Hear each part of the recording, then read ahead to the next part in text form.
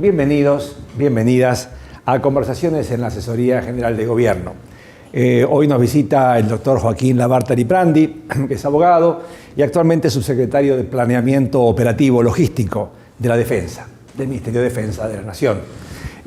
Además, ya tuvo algunos pasos en la administración de planificación logística del Ministerio en los años 2014, 2015 y mismo este periodo entre 2019 y 2020 antes de tu cargo de subsecretaría.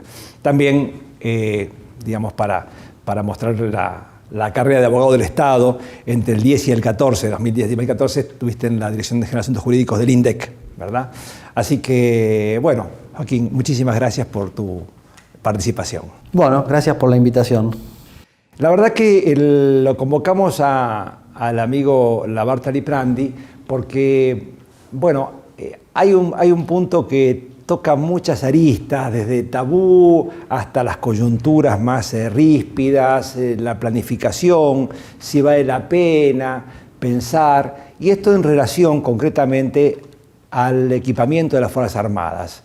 Esto involucra muchas connotaciones afectivas, emotivas, políticas, pero que a veces, justamente por estar atrapadas en una coyuntura, digamos, banal, pierde de vista la importancia.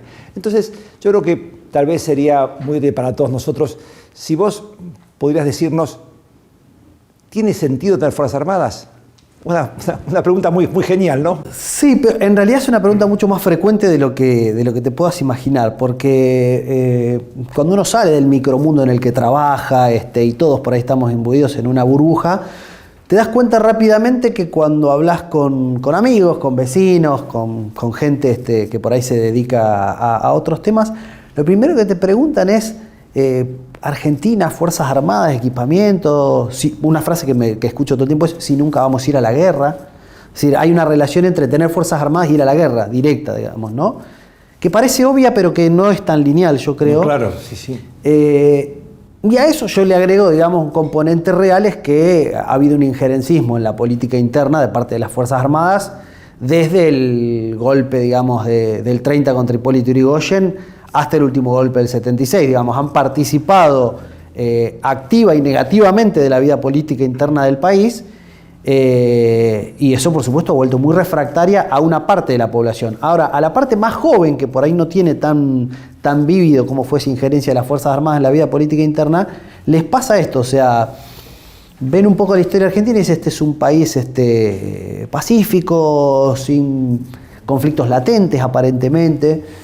Entonces yo normalmente, y de manera docente sobre el tema, digamos, o sea, empiezo a ir tema por tema. Lo primero que se me ocurre decirles es, bueno, primero, Argentina es un país con parte de su territorio ocupado por una potencia extranjera, y en esa parte hay una base militar de la OTAN, digamos, ¿no? Ese sería el primer punto. Sí, ese es un dato sustancial en todo esto. Parece menor, ¿no? Desarrollar esto, digo, y tiene que ver con esto que charlábamos, general, que estas injerencias indebidas de las Fuerzas Armadas, tal vez directa o indirectamente en la política argentina, como las atrocidades de la última dictadura, tiñeron un punto que es vital, ¿no es cierto?, para la nación. Perdón, pero completamente. Entonces digo, bueno, primero me parece contestar eso, es decir, somos un país que tenemos una parte de nuestro territorio ocupado. Ese es el primer punto.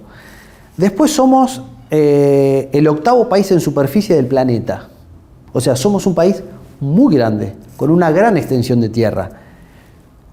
Pero si bien hay varios países con grandes extensiones, encima nuestra extensión contiene hidrocarburos, litio, reservorio de agua dulce, por supuesto, toda nuestros recursos alimentarios que producimos de manera muy vasta para todo el planeta. El litoral marítimo. El litoral marítimo. Digamos, cuando uno ve los recursos naturales con los que cuenta el país y tiene una gran extensión donde están esos recursos por cuidar, uno dice, bueno, podríamos tener un pensamiento inocente, pero vemos que esos recursos en el mundo están en disputa. Y nada nos parecería indicar que vamos a un mundo, lamentablemente, donde... De solidaridad, bueno, que repartamos lo que tiene. O hacia un idilio pacifista, donde el ser humano llegó a un punto donde la verdad que se respetan todas las soberanías y compartimos, digamos, los recursos y no hay más fronteras, como proponía la canción de John Lennon, digamos. Claro, claro. Pensarlo de alguna manera así, yo creo que nos saca de la inocencia, digamos, de entender por qué es necesario tener fuerzas armadas. De todos modos, hay ejemplos, digo, ya existen países en el mundo sin fuerzas armadas. Costa Rica, Panamá, Haití, ¿no? Cuando uno ve los ejemplos de los países, sin hablar mal de países hermanos, digamos, pero ¿no? otras realidades. Son otras realidades y también cuando uno piensa, digo, bueno, yo no quiero un país que se convierta en una semicolonia, digamos, porque la propuesta muchas veces, que lo dicen dirigentes y políticos de terceros estados, es, bueno, tengan guardias nacionales, ¿no? Como grandes gendarmerías o prefecturas. Entonces yo digo, bueno, primero ubicarnos, si tenemos parte del territorio ocupado, si somos una gran nación, si somos la octava superficie mundial, y si tenemos todos los recursos necesarios, no solo para nuestra población, sino que tenemos recursos apetecibles para el mundo. Apetecibles para el mundo.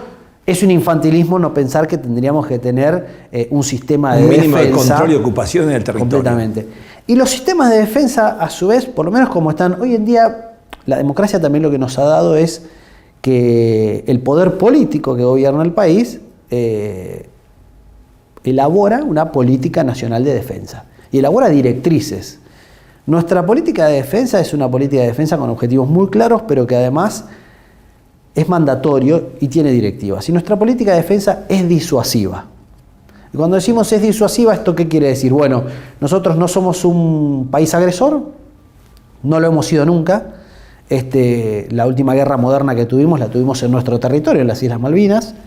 Pero somos una región de paz. ¿Queremos seguir siendo una región de paz? ¿Queremos que América del Sur siga siendo hasta yo le diría, en esto sí me animo a decir, un idilio de paz? Porque realmente puede los ser conflictos... una excepción. Puede ser una excepción, pero lo es, yo creo que además por cuestiones que nos son dadas, digamos, porque hay pocas diferencias religiosas, muy poca diferencia étnica, provenimos un poco de los mismos lugares, ¿no? Este mestizaje, esto es lo que... La raza cósmica que decía Vasconcelos, que yo creo que es esto formidable eso, claro, que somos los latinoamericanos. Y me parece que América del Sur puede ser eso. Pero para hacer eso, el problema de América del Sur es la cantidad de recursos naturales que tiene. Desde Argentina al petróleo de Venezuela, a las grandes extensiones brasileras, al cobre y los recursos Chile, minerales de Chile.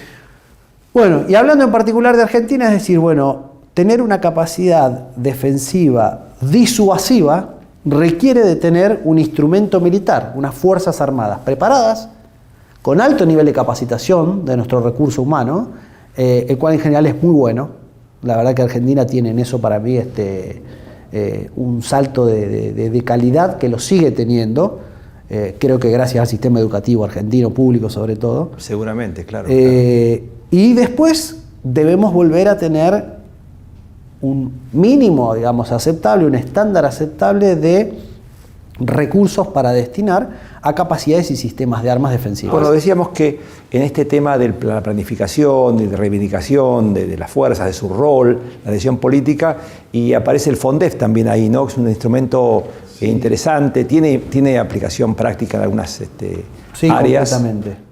Yo igual creo que ahí también hay elementos para reivindicar en lo que también es a veces la carrera en el Estado de algunos funcionarios. Porque, por ejemplo, cuando se da la casualidad o causalidad histórica de que Rossi vuelve a ser ministro de Defensa 4 años después, el actual jefe de gabinete, claro, por supuesto lo primero que pensó es, no se puede continuar un ciclo de la defensa si no tiene financiamiento.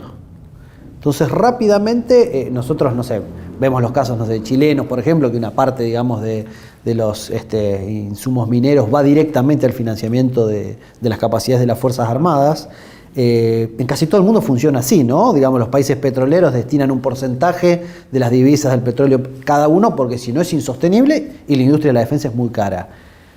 Eso llevó a que el ingeniero Rossi llevara una ley como es la 27565 del Fondo Nacional de la Defensa, popularmente conocida como FONDEF, previo al inicio de su gestión con una media sanción. La otra media sanción se dio ya iniciada su gestión, y ahí también hay un parteaguas, digamos, en la historia, porque la verdad que los recursos se los llevaban más de un 90% en salarios. Imagínate lo que quedaba para invertir en capacidades, en sistemas de armas. Sí, yo vi unas notas tuyas que habías publicado y se refería a que históricamente el porcentaje de PBI de la Argentina en Fuerzas Armadas estaba en la mitad de la región y en un tercio del mundo. Es y que de lo que se dedica tiene no más del 30, más del 80% en salarios. Entonces es casi imposible. Es casi imposible.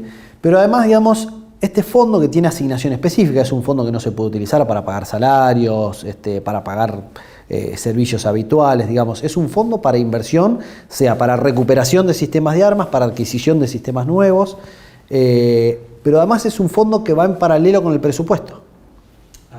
Y es un fondo creciente, es un fondo que arrancó allá por el año 2020 en un 0,3 de los gastos corrientes, digamos, de la Administración Pública Nacional, para llegar a un tope que llegó este año, 23, del 0,8. Y ese 0,8 se tiene que mantener constante en todos los presupuestos mientras esta ley tenga vigencia. Que espero que sea realmente por muchas décadas, porque la desinversión de décadas va a requerir de una inversión de décadas para que volvamos a tener un equipamiento adecuado y una formación adecuada de nuestros cuadros militares. Pero esto, digo, es un verdadero cambio porque lo que empezó a haber es la posibilidad de tener un planeamiento. Digamos, en materia militar, nada es de un día para el otro, inclusive teniendo los recursos, O sea, después de lo que le sucedió a Argentina, por ejemplo, con el ARA San Juan, donde yo te diría que de las capacidades militares a recuperar, una de las claves es la capacidad submarina, pero es una de las más caras también. Pero si uno tuviera los recursos y sale, no es que hay una ferretería de submarinos donde uno va y hay en gradas uno y se lo trae. O sea, el desarrollo de un submarino lleva por lo menos 7 años. Esto es lo que le lleva a los principales astilleros del mundo, alemanes, franceses. Sí, como las cosas serias involucran más de periodos presidenciales típicos. Por eso es importante. La defensa no se la puede pensar en periodos presidenciales porque es imposible, digamos. O sea, ahora, al planeamiento militar que siempre existió, no lo acompañaba el financiamiento. Entonces, quedaba como en abstracto. Es imposible. Empezar a hablar, lo que nos permite el FONDEF es empezar a hablar en materia presupuestaria de proyectos plurianuales, que ya es un cambio fenomenal, digamos. Mira, y te doy un ejemplo, me quedo ahí. Lo más elemental que pueden ser los uniformes, por ejemplo. Cuando vos tenés Fuerzas Armadas, donde vos tenés que vestir a 80.000 hombres, no solo con el uniforme de combate que todos conocemos y con sus botas de combate o borceguíes, sino que el tanquista va a requerir de un mameluco de tanquista ignífugo, el aviador su buzo de aviador, la campera de vuelo, el mecánico la bota antideslizante. Sí, no es un taller de algodón que... Digo, cuando empezás a tecnificar... Tecnología, telas de alta tecnología o recursos tecnología, telas ignífugas, cuando empezás a ver ese proceso decís, ya lo básico que sería vestir de manera correcta a tus fuerzas, cascos, empieza a ser otro mundo. Lo primero que permitió el FONDEF, por ejemplo, que hicimos, además que es un efecto cascada de recursos, ¿no? Porque lo que hizo es, nosotros hicimos una gran licitación, por ejemplo, de uniformes, todo de origen nacional. Eso lo primero que generó fue, un poco desacomodó al mundo textil porque hubo una demanda excesiva, donde no sé si todos estaban en capacidad, pero automáticamente un montón de proveedores que ganaron las licitaciones empezaron a comprar máquinas, alquilaron galpones, contrataron gente, pero además saben que no es un año y se acaba. Ingresar como proveedor con un estándar y mientras el Estado mantenga ese estándar, da una proyección de inversiones, un círculo virtuoso. Completamente, claro. Y eso empezó a generar ese efecto cascada donde, bueno, son planes de 3, 4 años donde todos esos años vos vas haciendo compras hasta que primero lográs el nivel adecuado de equipamiento de las fuerzas, lográs que un montón de pymes trabajen alrededor de eso, porque además, a ver, la mayoría de los grandes desarrollos del mundo, no sé, internet, la pantalla táctil, son todos desarrollos militares. O sea, el GPS, que todo el GPS, digamos, todos esos grandes desarrollos, y llevan mucho tiempo. Quien pone los recursos para hacer eso normalmente es el Estado. La investigación viene de la mano, digamos, de los requerimientos militares y la capacidad, digamos, de sus científicos, militares y civiles, el tiempo de desarrollo, el financiamiento, hasta que lográs un producto. Lo probás, lo intentás hacer en serie y después podés pensar en exportarlo y traer divisas. Hablábamos antes de empezar, cuando nos encontramos, de radares. Claro, del radar que acaba de exportar el INVAP a Nigeria. Uno dice, el INVAP exportando radares a Nigeria, que además va en un avión de la Fuerza Aérea que lo lleva hasta Nigeria. Avión que es un Hércules modernizado por el plan que empezamos en el 2013. Y que ahora terminaron. Y si no habría que pagar un flete que es más caro que lo que uno cobra por el desarrollo. O sea que las divisas argentinas le entraron por el flete y por el radar. Bueno, ahora ese desarrollo tomó 20 años. Entonces, llegar al punto que podamos exportar y traer divisas nos lleva 20 años. Bueno, volviendo a cuando arrancamos, qué importante termina siendo el mundo de la defensa para cualquier país del mundo, mucho más. Es un motor de desarrollo, independientemente de la necesidad incuestionable, indispensable de la defensa de la soberanía del territorio, es un motor económico extraordinario. No, completamente, completamente. Y lo va a seguir siendo. Volvemos a lo mismo, el FONDEF va a permitir previsibilidad. Hay que realmente empezar a entender que los proyectos de las Fuerzas Armadas los debemos pensar en materia de adquisiciones, de manera intergeneracional. Digamos, yo como funcionario hoy, a mis 43 años, tengo que ser consciente que los proyectos que estuve haciendo en estos 4 años, es muy probable que muchos de ellos no los vea en mi vida. Y es importante entenderlo. Mira, yo tuve una experiencia de estudio muy interesante en la Universidad de Pekín. Todos los días cursábamos unas 8 o 9 horas con traducción simultánea, lo cual es muy pesado, pero venían muchos CEOs de compañías estatales que eran los docentes. Y eran por lo general hombres de alrededor de 70, 74 años, y muchos de ellos nos hacían la proyección de la empresa, algunos eran astilleros, y en la proyección de la empresa hacían un planeamiento a 50 años, que por supuesto ese CEO no lo iba a ver en vida. Venía su segundo, que estaba preparando para asumir su cargo, que era un señor de 50 y pico de años, para asumir en los próximos 4 o 5 años. Entonces vos veías un planeamiento que, realmente pasaba de generación en generación, que es la única manera de hacer las cosas con un mínimo de seriedad, pero más en el mundo de la defensa, donde todo lleva varios años, digamos. Este FONDEF que empezó con nosotros, yo hago mucha docencia también en que las Fuerzas Armadas se apropien de esto y no caigan en la tentación de que nadie se los quite, ninguna gestión, no importa el color político, y que entiendan que este va a ser el futuro para que Argentina tenga Fuerzas Armadas, tenga capacidad disuasiva y por ende tenga soberanía. Sin eso vamos realmente hacia una semicolonia espantosa. Y hablando un poco de esto, también me parece que está transido por la relación, digamos, política, en política no partidaria, sino política en general, entre las Fuerzas Armadas y el gobierno actualmente. Hay una, digamos, porque las historias más o menos recientes de ciertas inclinaciones políticas, del gobierno, de historias, parece como que fueran antagónicas y de repente parecen que fueran todo lo contrario, fueran complementarias. Entonces, si por ahí soy un poco complicado. Yo creo que terminan siendo mucho más complementarias de lo que todos pensamos.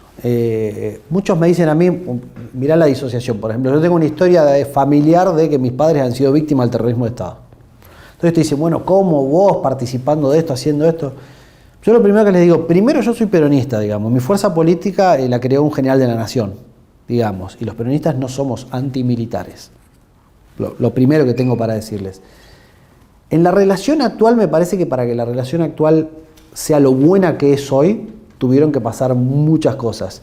Primero los procesos de memoria, verdad y justicia, sobre, hasta me animo a decirte, sobre los infiltrados masivamente que tuvieron las Fuerzas Armadas para cometer las atrocidades que hicieron. Sí, a las fuerzas en general, yo también tengo mucha vinculación con las fuerzas de muchas maneras, y ha sido un descargo también moral. Sí, completamente. Yo hoy en día, digamos, almuerzo todos los días con capitanes, coroneles, generales, charlamos, y también hay una visión interna en las fuerzas de decir, nosotros no queremos volver a ser instrumentos de terceros para interferir en la política del país. Yo también pienso que la historia ha derivado hacia otros carriles actualmente donde ya no se requiere de la intervención militar para hacer ciertas cosas en el país. Hoy en día para eso tienen al Poder Judicial, digamos. Entonces eso ha cambiado. Después lo que digo es, hago esta sumatoria. Entre las políticas que permitieron juzgar a los responsables, el paso del tiempo natural. Hoy en día no tenés un oficial que cronológicamente tenga la posibilidad de haber estado durante las últimas dictaduras militares. Eso también nos genera un avance, sin dudas, digamos, donde podemos hablar de otra manera. Y después yo creo que hay un ánimo de ambas partes, civil y militar, de trabajar en proyectos comunes. Con la fuerza política actual y gobernante me parece que, digamos, o sea, lo que podríamos decir es que desde el afuera hay un prejuicio de que por ahí hay gobiernos con un discurso abiertamente más pro-militar, pero pro-militar en el sentido de que intervengan en la seguridad interior, de que vuelvan a hacer las cosas para las cuales no están entrenados, pero no están entrenados no solo por la historia reciente, no están entrenados porque la letalidad de un militar no es para hacer seguridad interior, o sea, está entrenado para aniquilar al enemigo, no para hacer seguridad interior. Claro. Y más allá de este entrenamiento, lo que les termina pasando es que por ahí cuando gobiernas, quienes tienen estos discursos, lo primero que hacen es ir por los recursos que ya tienen las Fuerzas Armadas. Por ejemplo, sus tierras. Digamos, yo tengo en mi área a cargo la dirección de inmuebles. En la dirección de inmuebles, lo primero que hicimos cuando llegamos a la gestión es detener la liquidación constante que hacían para negocios inmobiliarios. Bueno, me acuerdo de Jumbo, por ejemplo. Eso que fue, por ejemplo, pero yo te digo, histórico. Al ejército argentino le vendieron 5.500 hectáreas de campo en Córdoba, en zona núcleo. Casualmente un ministro de defensa cordobés, y a un precio realmente vil. Ahora, lo primero que hicimos nosotros... La época del 638. No, estoy hablando del último gobierno de... Por eso, ahí no fue el 638 del 2018. Claro, exactamente. Y digo, cuando notan que viene un gobierno que lo primero que hace es, yo hago este recuento rápido,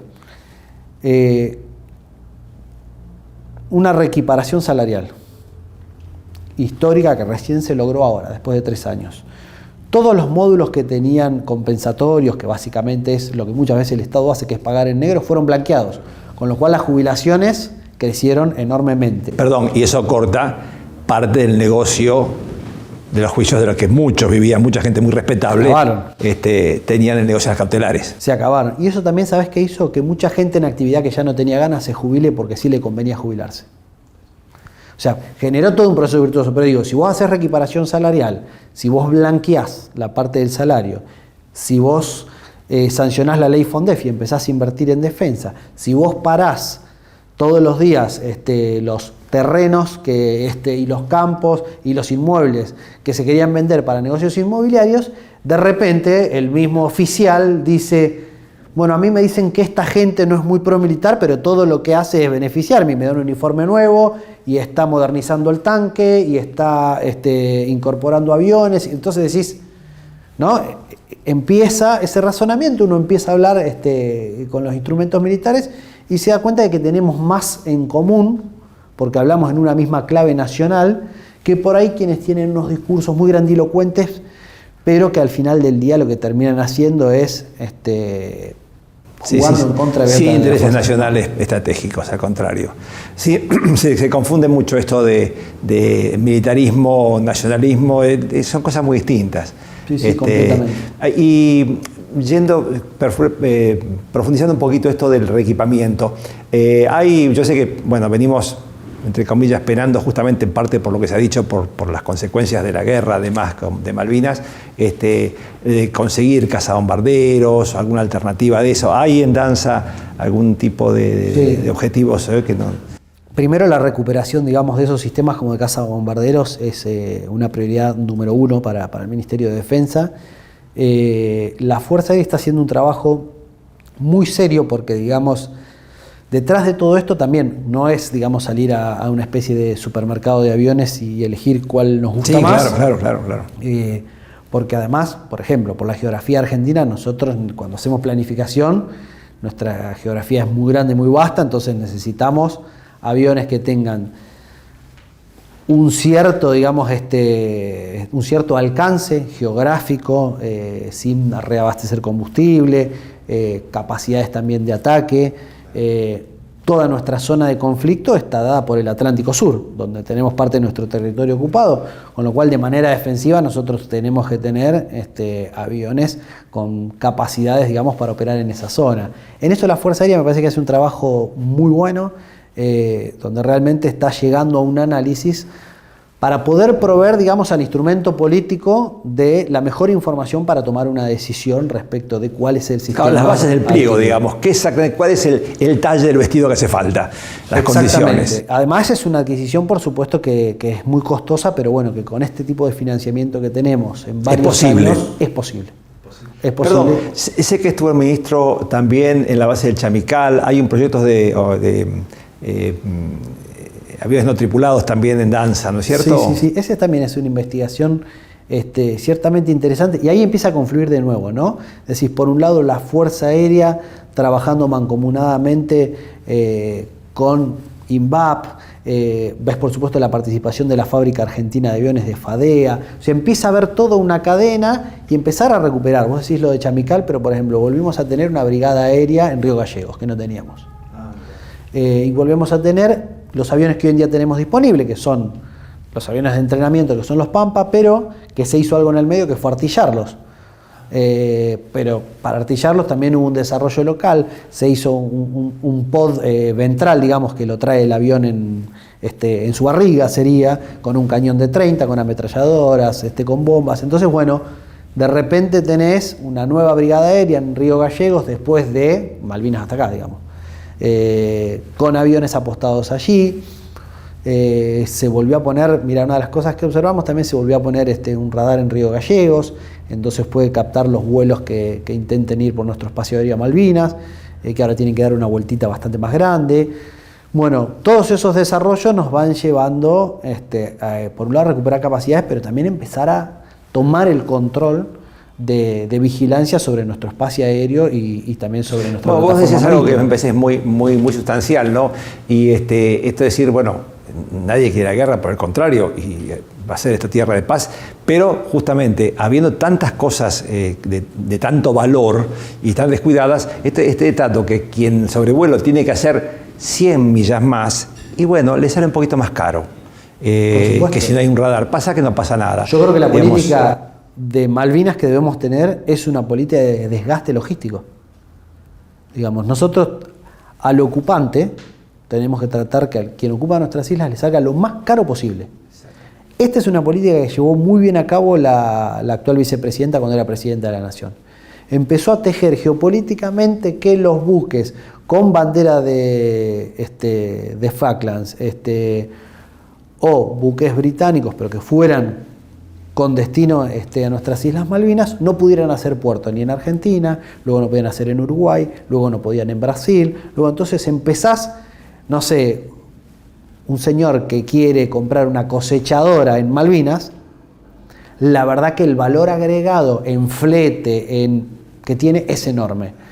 Nosotros tenemos que desgastarlo, esto lo digo abiertamente, digamos, desgastarlo desde ese punto de vista logístico.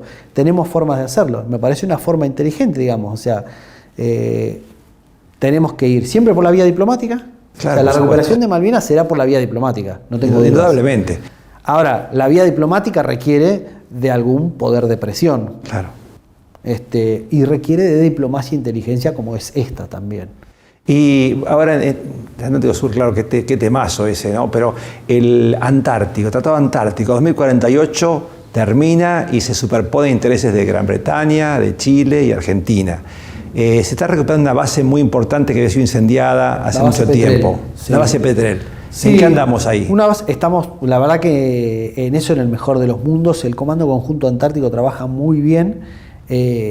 También es para destacar ahí que a veces por ahí no se los nombran. A cargo del Estado Mayor Conjunto está el Teniente General Juan Martín Paleo, un hombre con una visión estratégica y en clave nacional muy importante, que le ha dado mucha prioridad a esto. El Comandante Conjunto Antártico también. Realmente trabajan denodadamente, conocen el territorio. Y la base Petrel además está en un lugar geográfico que nos ofrece un montón de facilidades. Y es algo, digamos, no es la base de las comunes, llamamos de las comunes, perdón, para los que somos neófitos, digamos, sino que es algo conjunto, es algo bastante integral, es una base muy importante. Sí, completamente, con laboratorios. Eso. Pero más allá de eso, yo digo, mira, hay ventajas que son geográficas. Nuestra base más importante hoy es Marambio. Ahora, la verdad es que Marambio, cuando llega el rompehielo por mar, la diferencia, el acantilado que hay entre el mar y donde está el continente hace que haya que subir todo con helicópteros, lo cual es bastante más caro. Además de caro, es una operación de riesgo, hay vientos cruzados, temperaturas extremas, etc. Petrel está el continente a nivel. Tiene una explanada de tierra que nos permite hacer 2 pistas de aterrizaje para evitar que si hay vientos de un lado puedas aterrizar del otro, los vientos cruzados. Fue una base muy importante, la estamos recuperando. Vamos hacia, ahora cuando comience nuestro invierno, volvemos a hibernar de manera permanente, que es muy importante. Y yo creo que durante esta primavera ya vamos a poder llevar una casa modular que se está construyendo en el astillero Tandanor, muy interesante, y la vamos a poder llevar esta primavera si el clima y la glaciología así nos dejan, en nuestros rompehielos, para que empecemos ya, digamos, a actuar de manera permanente, pero con los recursos necesarios. Así que qué importante que es muy importante eso. Lo que vos decías, el Tratado Antártico, la verdad que el 2048 está a la vuelta de la esquina. Claro, ¿cómo llega uno a eso, no? Y cómo llega uno a eso va a hacer que... Yo creo que allí se van a jugar, porque estamos hablando...